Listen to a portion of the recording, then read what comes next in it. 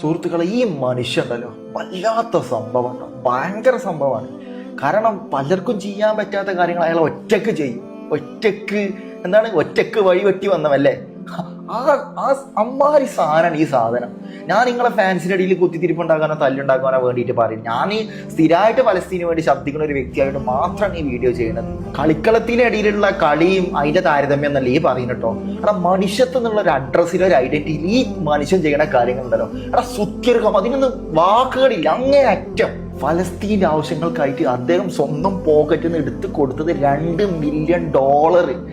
അപ്പൊ നിങ്ങൾക്ക് ചോദിച്ചാണ്ടാവും, $2 മില്യൺ മൂപ്പർക്ക് നമ്മളെ ഭാഷയിൽ പറഞ്ഞാൽ ₹1 തുല്യമായിരിക്കും. കാരണം ₹1 തുല്യമാണെങ്കിൽ എടുത്ത് കൊടുത്തില്ലേ. ഇന്ത്യൻ ക്യാഷ് ആയിട്ട് ആ $2 മില്യൺ ഒന്ന് കൺവേർട്ട് ചെയ്യുകയാണെങ്കിൽ 17,56,48,000 ഇന്ത്യൻ ക്യാഷ്. വാക്കുകളില്ല.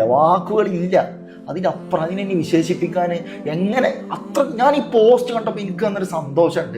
പലസ്തീൻ മക്കൾക്ക് കൊടുത്തോണ്ടല്ല, മനുഷ്യത്വം എന്നുള്ള ഐഡന്റിറ്റിയിൽ അയാൾ ചെയ്യുന്ന കാര്യങ്ങൾ സുത്യർഹം തന്നെ, സുത്യർഹം. കാരണം അയാൾക്ക് പട്ടിണി എന്താണെന്നറിയാം, അയാൾക്ക് വിശപ്പ് എന്താണെന്നറിയാം. അയാളും ദാരിദ്ര്യത്തിൽ നിന്ന് ഉയർത്തെഴുന്നേറ്റവനാണ്. കളിക്കളത്തിനുള്ളിലും അയാളൊരു ലീഡർഷിപ്പ്, ഒരു നായകനാണെങ്കിൽ കളിക്കളത്തിന് പുറത്തും മനുഷ്യസ്നേഹി എന്ന നിലയ്ക്ക് അയാൾ